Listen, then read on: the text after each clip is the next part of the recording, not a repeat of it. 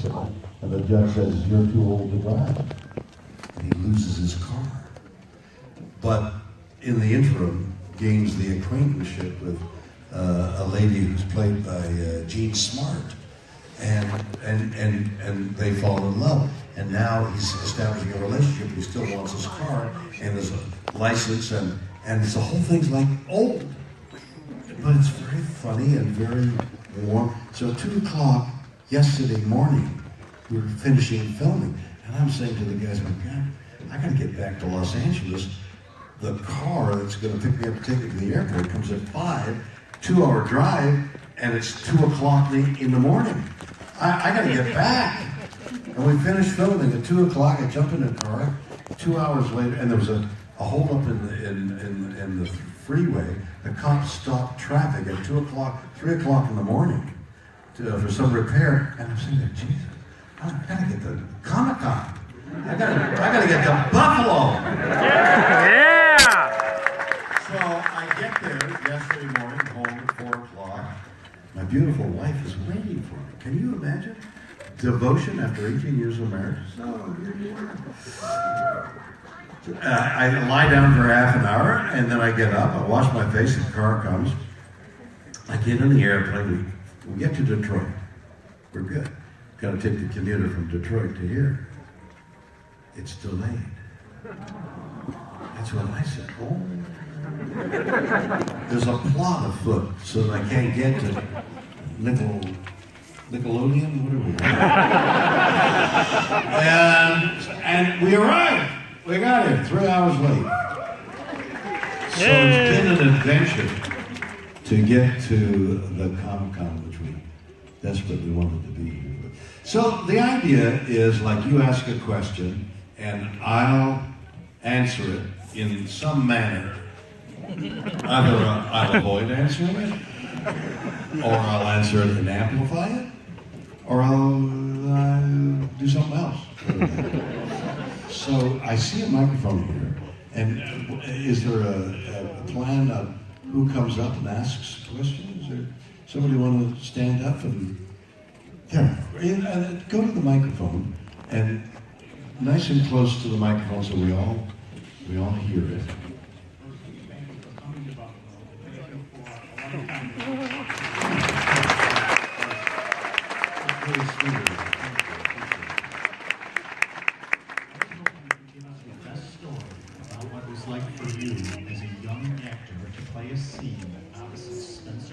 Screen legend in Judgment at Nuremberg. Cool. It was one of my first films, Judgment at Nuremberg, Spencer Tracy. There was a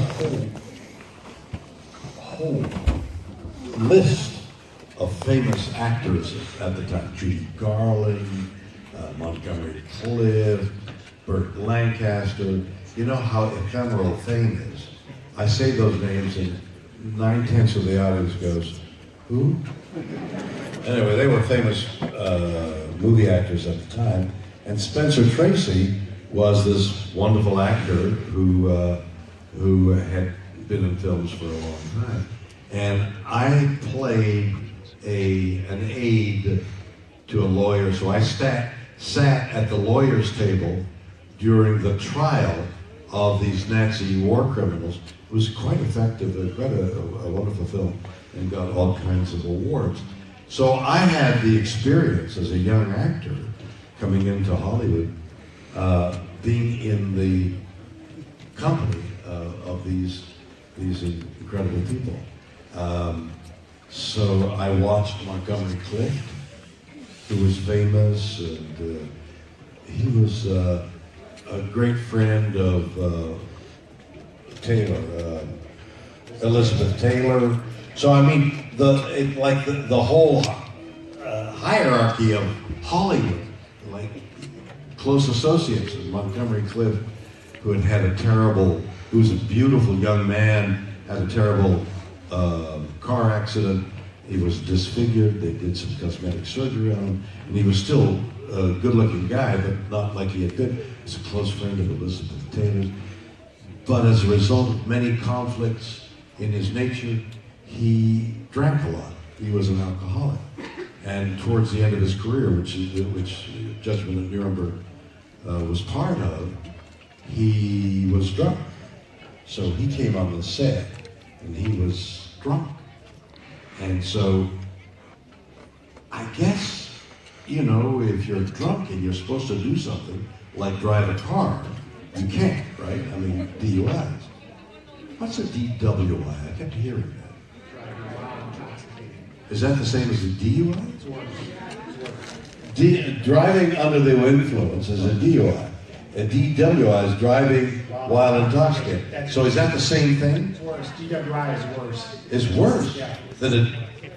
Really? Yeah, it's a higher It's a higher crime than being drunk in a car and killing people. You're a DUI, but if you go off the end of a bridge, it's a DWI.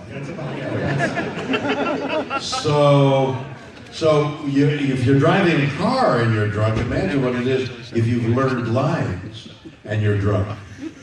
Acting, is there an AUI?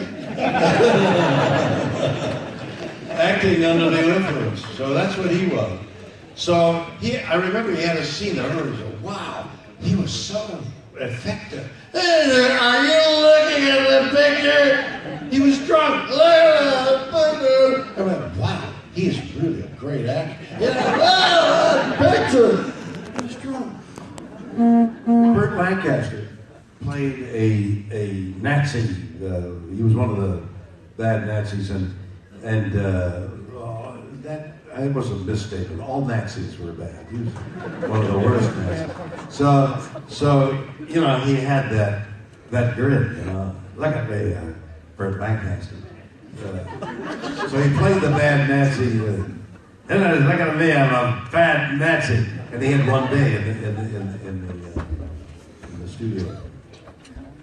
So he finished his and Stanley Kramer, who was a famous, wonderful director, said, that was wonderful.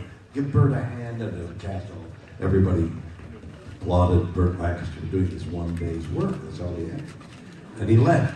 The next day, we heard Burt Lancaster was coming back because he didn't like his performance. It was too much like Burt Lancaster. So he repeated, the next day he repeated his performance. And this is what he did. Hi, everybody. I'm Burt Lancaster. He did exactly what he had did. Wow, it's great. Give Burt a hand. So Spencer Tracy was a legendary figure. He'd done many comedies. He'd been on Broadway. And I was like in awe of everybody. Like, wow, I can't believe I'm here. Spencer Tracy, look at that speech. And Spencer Tracy has like a 3-page speech. And he delivers the 3-page speech. It's wonderful. You know, actors, you want to, everybody says something. Everybody you know, everybody in this audience says words differently than you. So if the actor's ear can catch it, the way you say hello, you can tell a lot by, just one word. And, they're angry today. Oh, they're loving. Oh, that's good. Hello, hello, hello, hello. You say, hey, oh, that's great. So if you can capture that as an actor, the phrase, you can be demonstrative as an actor. Say the same word. You might say something, be given the same words that I'm given, and if I, with some art, try and take each phrase and color that phrase differently, then I'm saying the words as the character that I'm playing would say them. There was Spencer Tracy taking each phrase, and it was fabulous. And he did it all like in one take. And I thought, wow, that's great. Because I had just come from the stage. I'd spent years on the stage where you give a stage performance. It's all, you do 2 hours of speaking. You memorize words. And memorizing is a big job. Memorizing words. Imagine the stuff we had to learn at Star Trek. The idiotic phrases that have no meaning, And people would laugh when we'd say it. You'd have to sober up to say it with a straight face. So, but you memorize things, and on stage actors memorize. That's half the job is learning the words. You get drilled and drilled and drilled. And he had learned them. So I went up to him, young actor, Mr. Tracy. That was wonderful. I didn't know that film actors could memorize.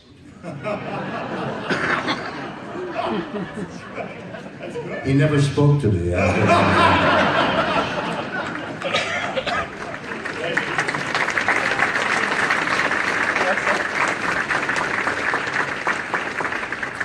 My dear.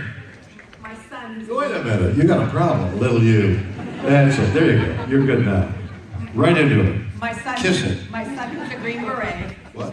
My You're son. Yes. My the son. Green Beret? You named him Green Beret? I'd like to present my child, Green. Here's Green Beret. Hello, little Green Beret. Hello. Recently involved in a movie that you made recently. In the movie that I made? Range of 15. The military thing. A group of military guys got together, wrote a script, financed it, and then they asked me to be in it. And I thought, wow. Yeah, I said, good morning, Green Beret. How are you? my son owns Freedom Fudge, which is the fudge that was premiered within the movie. You know, the soldiers would say throughout. Oh, I'm Right. So how did the movie do? Good. If you do so, say yourself. Was it different working with that? Well, they were all big. All those guys are huge and muscular and commanding. But they weren't actors. Was it different doing that movie with them? They were big. They were so enthusiastic. They were doing... So these military guys, these wonderful... God, I mean, they're etched, these guys. Your son is like a god. They're heroic. Yeah, I mean, I was watching a guy on television. I shot Osama bin Laden. And he looks like a leading man. He's got nicely combed hair. He's written a book. I shot Osama bin Laden. You did? Yeah, I put 3 bullets in his head. Yeah. Wow. Yeah. I had 30 shots in my clip, and I used 3 to put him in his head, and I gave the clip to his widow. I mean, it was really weird.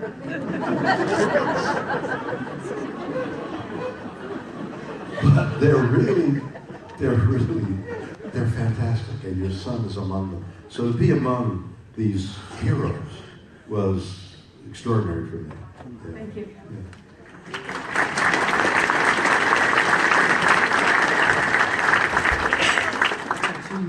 Quick question. You're not allowed. One question. Okay, good. Are you working on any spoken word records at the time? Say there were none. Are you working on any A spoken word. Yeah. I mean, other than No, wait a minute. I was not speaking words. I was singing. What? Oh, am I working on any album? That's a perfectly neutral term that I enjoy. I am. I've been asked to do a Christmas album. Yeah. So I want to put a twist on it. I mean, I give it a little different color. Now, I'm not quite sure how. I want to take common songs. What? Jingle bells, jingle bells, jingle bells, jingle. You notice the way I stayed on tune there?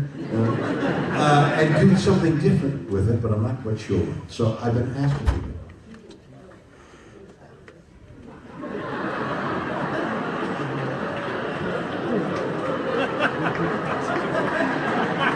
What do you think you're doing? Well, that's the kind of thing I mean. So I had to do this film for 4 weeks, and I've got a week. Next week, I have to do a lot of publicity. I got a new book coming out called Spirit of the Horse, which got 5 stars. You know how you read like 3 stars is good, 3.5? 4 stars, you might want to buy the book. If you see 4 stars and a half, I'm always looking to buy that kind of book on Amazon. Mine got 5 stars. So, Spirit of the Horse is coming out. And I've got I want to tell you about this because it's fun. I've got, for the last 30 years, I've been doing a horse show, charity horse show, the Hollywood Charity Horse Show, but with the sponsors, with those of you who have done any charitable work know how important that is. It's thepriceline.com, Hollywood Charity Horse Show, sponsored by Wells Fargo, okay? So horseshow.org is where you'll find out all the information, but there's a whole thing, a whole organization, and 30 years of history, and people have come to entertain for us, and a whole wonderful thing where we've raised a goodly sum of money each year for 30 years, puts us in the category of raising millions of dollars for children and recently for veterans, because the therapeutic programs that we give money to, and every dollar we get goes to kids or to the veteran. Nobody gets paid enough. So that's happening June 3rd. The Saturday night of the party is June 3rd, although the 5 days of the horse show take place a little bit before, a little bit after June 3rd. So I'm doing publicity for that as well. So I'm doing publicity for the horse show in order to justify those 2 sponsors giving us money, and the book next week. So I've got that whole week that I've got carved out for talking to people and going on the air. You'll probably see me on television saying this very thing. So I got a busy week next week. Then on Sunday, a week from tomorrow, I get on an airplane and I go to Germany to start 6 weeks of Better Late Than Never, which was a fun program that was very successful last season. So we're going to do another 6 weeks, same guys. During which, so I fly out on Sunday, a week from this is Sunday. I fly out, but I told them I got to get back to not only be at the horse show June 3rd, but I also compete. I ride at a very competitive level at these horse shows, among them being this one. So I got to get back. So I fly to Berlin, have fun with these friends, fly back on a Thursday, publicize ride and ride Friday, Saturday, and Sunday. Sunday night, I get on a plane to Houston, do an appearance Monday morning. Monday at noon, I get on an airplane back to Berlin and continue to Europe and various other places. So I'm very popular. So I've been trying to find time to get this Christmas album even conceived, like Jingle Bells, Jingle Bells. Yes. I guess that answers my next question then. I've answered your next question? Yeah, you're not going to have time to make an album to do that. Why not? I can fit it in this weekend. What do you got in mind? A little of this, a little of that. Well, no, what do you mean this little? You gotta have a thing, a concept. What's your picture? What's your picture? What is your outline? What would you like to do? Noise metal. Noise? Metal. Noise metal. I could really see you just at the center. Doing noise metal? Is that metal noises? It's in there. Is that what you have in mind? Like screeching of metal on metal? Oh, that'll be entertaining. What? Oh, jazz going under the metal noises.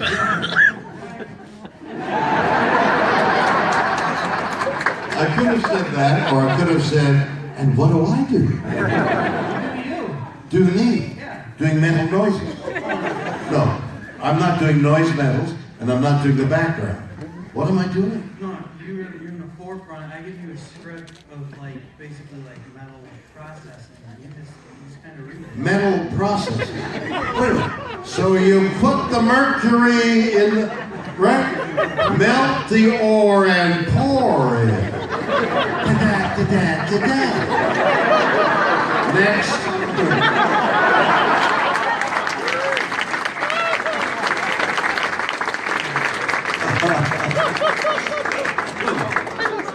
Now, you're dressed in a uniform. Yes. See? I got it. Still. You didn't need the ramp. Now, did you make the uniform? She did. Why did you do that? Into the microphone, so everybody can hear. One of the things I wanted to say to you was, first of all, I know... Mom, it's history. But that's a really neat... Wait a minute. That's a really neat relationship. You were so sweet to say, Mom, it's my turn. But you will get your turn. Let Mom speak just to begin. But I promise... What's your name? Hank. Hank? I promise you.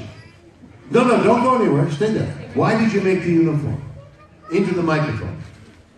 Well, because Hank and I both love Star Trek, and I wanted to thank you for providing a show that an adult parent can enjoy with their child. What a And beautiful thing.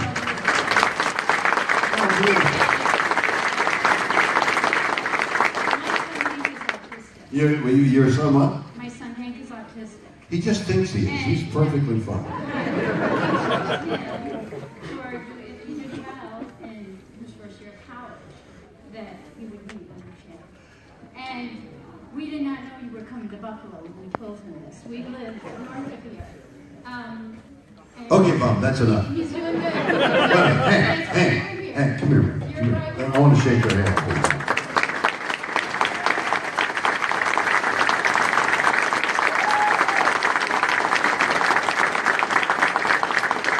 Let's talk a moment about autism, Hank, because, no, Mom, you're gone.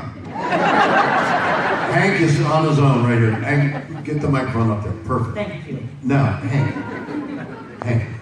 I know that autism has a spectrum, from very extreme to all of us who are somewhat autistic, right?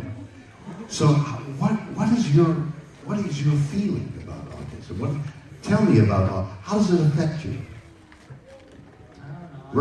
Right into the microphone, sweetheart. I That's it. just have a hard time doing stuff socially sometimes. Meeting people, you mean? Yeah. Eh? I'm basically Spock, if that gives it.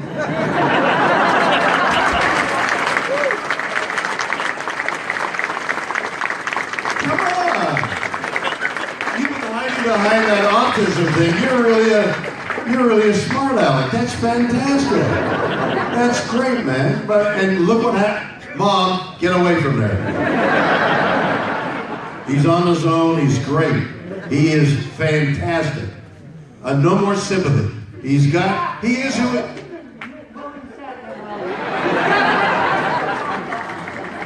You got it, Hank. That's exactly right. Hey, look what Spock did very well. Yeah? I mean, he was really great. As a matter of fact, Leonard Nimoy could have been a little autistic, because he was the same way. He was my dear friend, but to a lot of people, he was a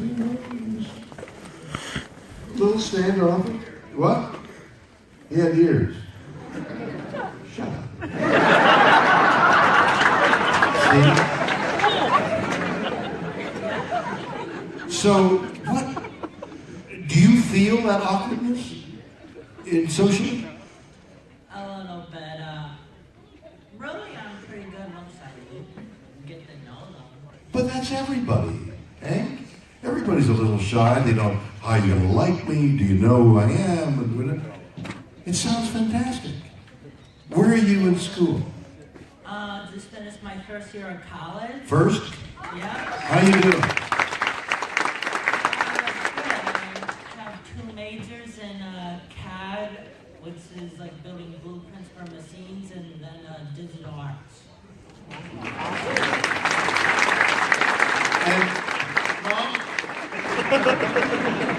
Has he got little controls in the back there that you brought? Mom, this kid is a great kid. He's on his own. He's dealing, this is his life's journey. You can't be there with him. He's fantastic. Look what he's doing in front of thousands of people.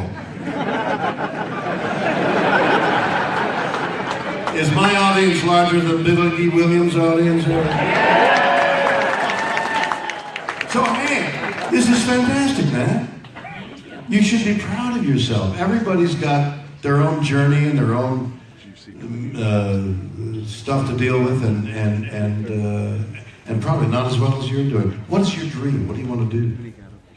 I love to be like an animator, and also I also love to act someday myself. Well, you would be, Mom. Where you? Get behind the pillar. Go behind the pillar, Mom. Hey, you gotta stand up to your mother now. Now's the time to stand up to her. She's got. I tell her that all the time. She doesn't listen. Stronger. Go lower in your vocal range. Good. Let me hear you go lower. There you go. Thank you, hands. Wonderful, man. Thank you so much. Well, all I really wanted to say was, one, thank you for being a good friend to Spock. Yes. And it really bugged me for one how you died in the movie. I felt the same way. My question is, well, my favorite episode is the triple episode. Yeah, it was fun, wasn't it? Yeah. I was wondering, what was your favorite thing you ever did backstage during the Star Trek run? I used to play jokes on Leonard a lot. I drove him nuts. He wasn't withdrawn until he met me. I made him autistic. I'm joking. I used to play tricks on him all the time. Okay? Yeah. Thank you so much. What a lovely thing. That was incredible. Mom, you can come back. That a boy. Mom, you're gone. But baby, You're welcome, sweetheart. That was great. Awesome. Thank you, sweetie. Hello. Now lift the microphone up. There you go. What did you think of the film Galaxy Quest?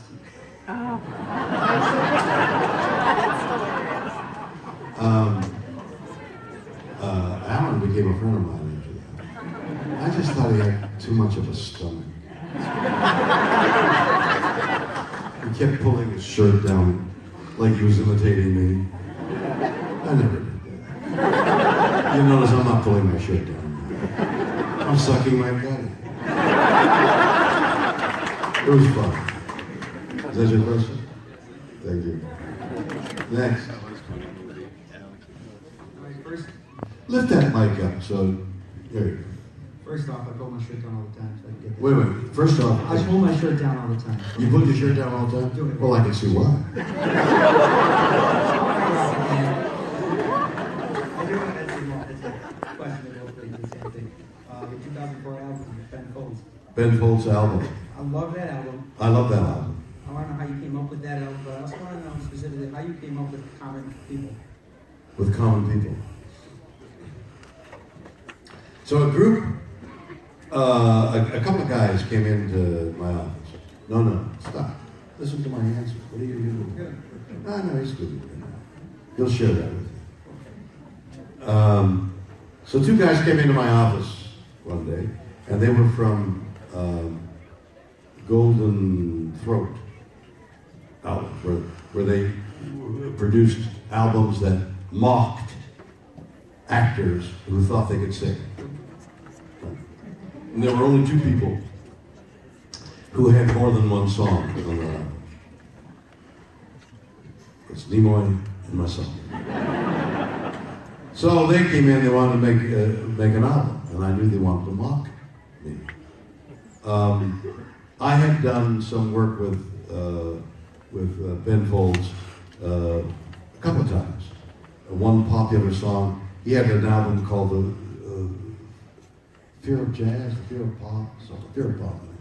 And I did a song on it, and it was very successful. The album was successful, the song was successful on the album.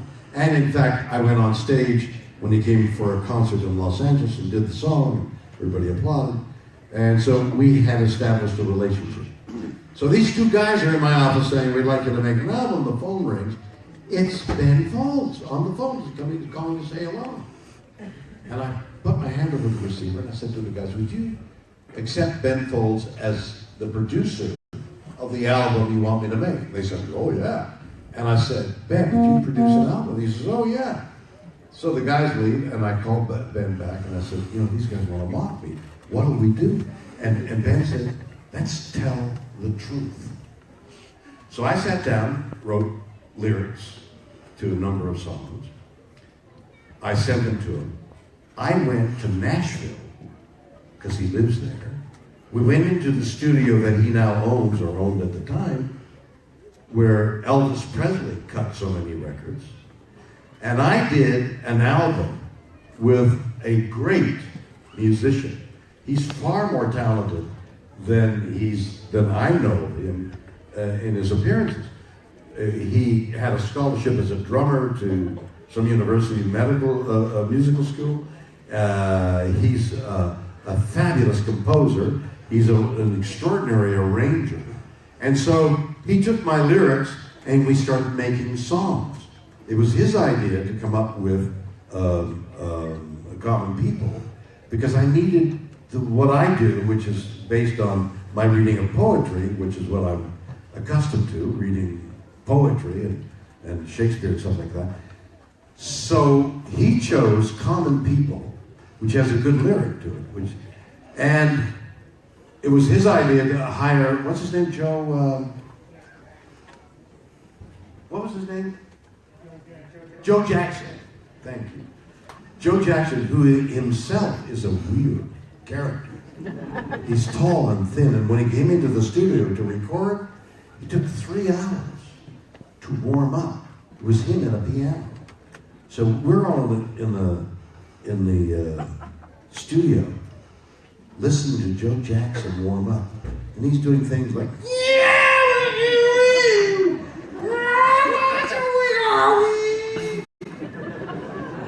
Joe Jackson, the legend, who's screaming rock and roll. What do you call him? Was he a rock and roller? I don't know, but he's this incredible musician that screams his songs. You can't understand a word. And he's a legend. And studio time and musicians cost money. Every minute that ticks by is hundreds of dollars, and it's thousands of dollars.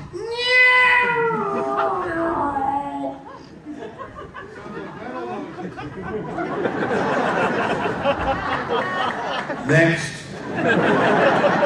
And so finally, 3 hours later, we record the song. And I had learned it, and I realized within the song there was a buildup of hate towards this girl. And that's what I played. I acted it. He was doing, and it came out, it was wonderful.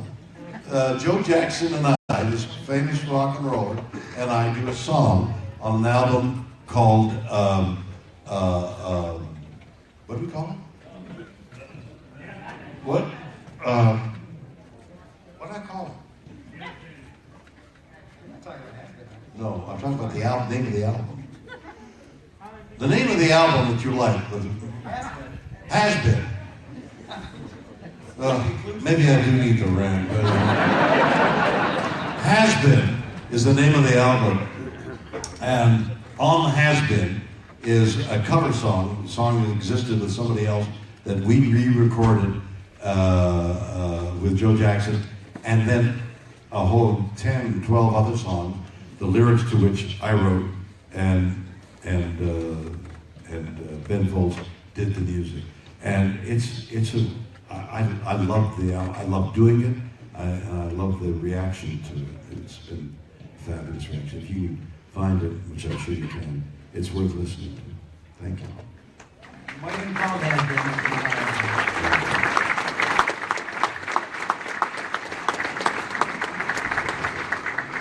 My name's Jonathan. And Hi, first Jonathan. I want to say it's an honor to meet you. Oh, thank you. Being a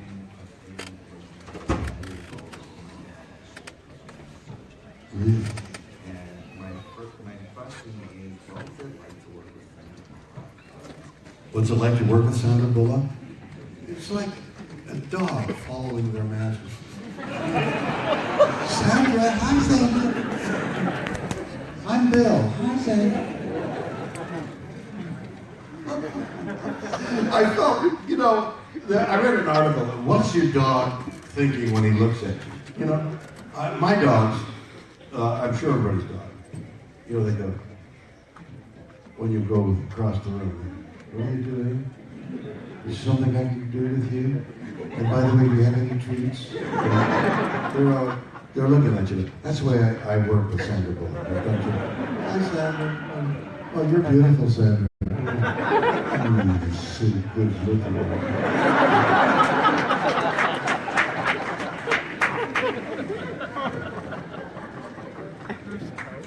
Good afternoon, Mr. Shatner. Good afternoon. First of all, thank you for coming to Buffalo. Thank you. I'm It's a pleasure to come to Buffalo, but I tell you, deeply, deeply disappointed. Yes, let me tell you why. Well, that is. No. It's a great city, great city. I lived in Toronto for several years. Used to come to Buffalo for entertainment. Then, slowly, it changed. People from Buffalo would go to Toronto. I don't know what happened. What happened to the strip clubs in Buffalo?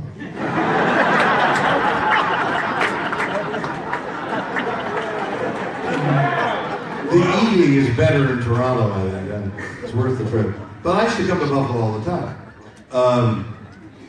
But there is a small town outside of Los Angeles where the trainer that I have my horses with his barn is there, his stable is there. So I go to Moore Park all the time. And there is a restaurant in Moore Park that has wings. Okay. So the group who end up riding during the week or when I'm there, we always go to that restaurant and order the wings.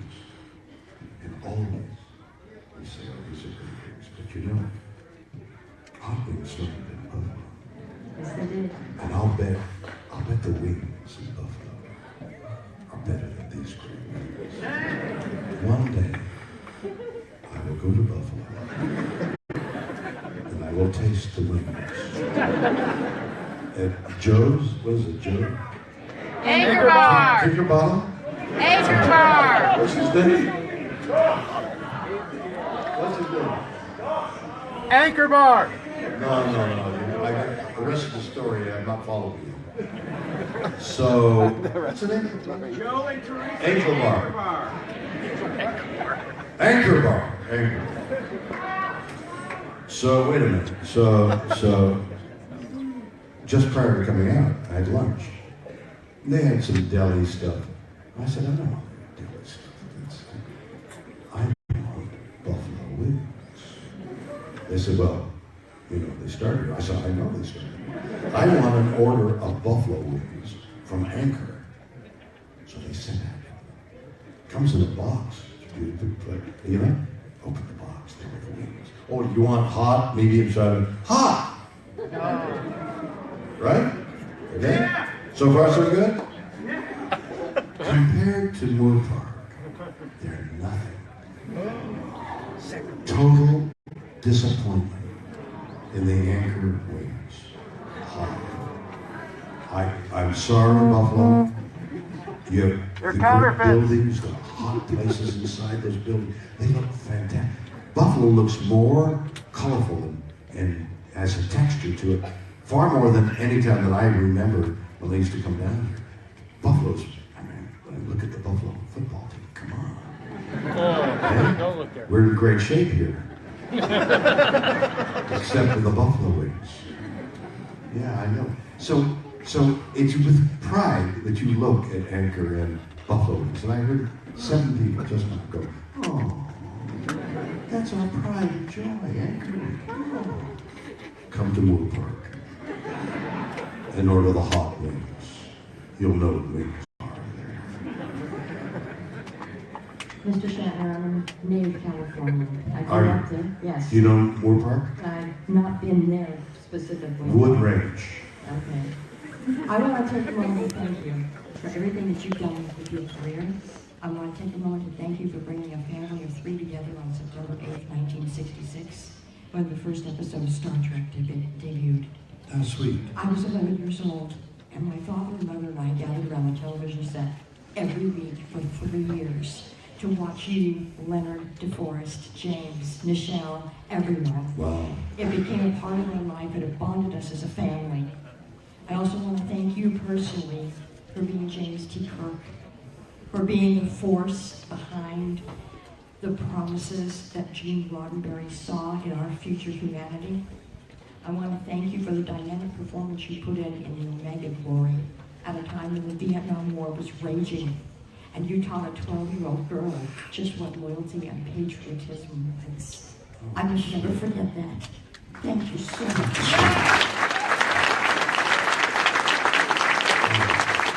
I wish I were worthy of all those compliments, but I'll accept those compliments on behalf of the whole group, that many of whom are gone. And they thank you so much. I appreciate what you said. Young man. I just want to say I'm a huge fan. What? I just want to say I'm a huge fan. I can't quite make that out. I'm a huge fan. You're a huge fan. Well, you're a little guy. So I was just wondering what your favorite episode of Star Trek was and what your favorite scene in that episode was. Favorite scene in my favorite episode of my favorite series. Oh, Called Star Trek. I guess, yeah. You want that tiny moment that glistens, that gleams, that pulls my eye like the North Star. Yes, it's a moment, I know it. 3 years, 79 shows. There's a moment there that I know that everybody will want to know about. I guess the favorite episode could do.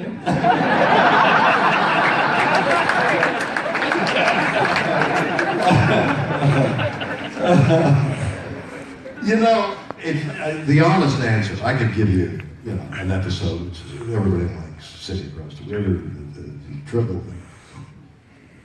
But the fact of the matter is, I as an actor I don't work that way. I think in terms of the moment, like what was the moment that I really hit the truth? When I look back on it, when I stopped doing it, whether it was a minute after or a month after, I look back and I hit the right note, like a musician, like a jazz musician playing, and most of that's wasted, but sometimes he really hits it. That's the way I feel about it as an actor. So if you were to ask a jazz musician what was his favorite phrase, he said, I don't know. When I hit the phrase, I knew it was good, but then I went on, and I don't quite remember what the phrase was, but I knew it was an exultant moment.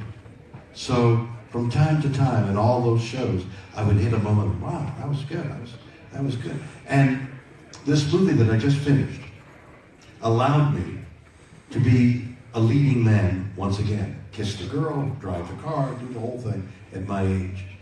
And it's probably the last time I'll ever do that, because I might need the ramp next time I go. But while I'm still there, I'm at the height of my powers as an actor. I have all the skills that jazz musicians talk about. But I can memorize words, and I'm there I understand concepts, and I'm able to create more so at this instant than ever before in my life. I'm at the height of my powers when people I know are dead or dribbling. You can tell an old person by the dribble. Shirt, you see the food stains. Yeah, that's an old person. They can't even keep the food in their mouth. I got none of that. I'm as young as you are. In my mind. Okay?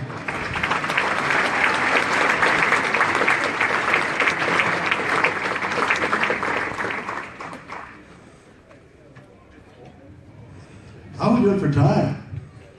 My inner clock. Go ahead. We have plenty of time. Okay, so, pleasure to meet you. Mr. What? Shatner. Pleasure to meet you. Pleasure to meet you. What's your name? My name's Glenn, but there is a young lady who is in the aisle right here.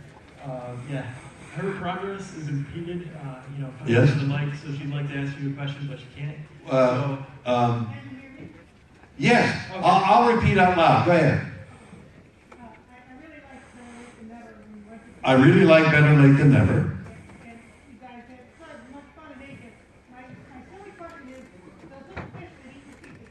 The little fish that eat the feet till they hurt. It would be like little people sucking on your skin. Does it hurt? No, but oh, Jesus, get off me. So she's referring to an episode, a moment in Better Late Than Never when we put our feet in Japan. I don't know why they do that. You put your foot in a fish tank, and these are meat-eating fish. So they eat your feet. They say they eat the dead flesh on your feet. I don't have any dead flesh on my feet. My flesh is all living. And they ate it.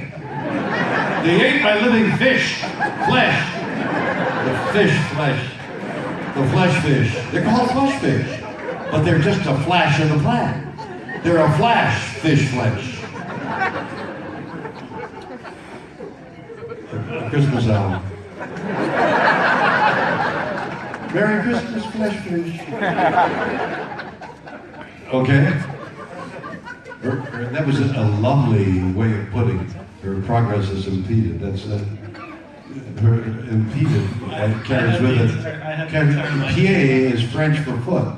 So impeded has an interesting foot. Okay, that's as far as I can go with that. My question is, there's been, a couple of different Star Treks since yours. Yes, but none of them. But none of them. Yeah. So, That's called a facetious remark. my question for you is, in the Star Treks following yours, was there any particular character or actor that you would have liked to work with, in your show? All of them. I've become friends with all of them. And in fact, frequently I'll be on stage with them and sort of moderate what we, for some reason, call a panel. They come on stage and entertain in this way, 5, 6, 7, all the whole cast, and they like me to be around because everybody's either angling to get the microphone and do something, or they're not angling and they'd rather just let somebody else do it. So I try to spread the riches. They've all become friends of mine, up to my house and all that kind of thing. Patrick Stewart is a superb actor, is a hero of mine, and so he's great. I'd like to work with all of them. They're all terrific. Next generation, next gen, they're great. And I would assume, sooner or later, sooner than later, I hope, they come to Buffalo. How nice it is to see all of you. Thank you so much. Thank you.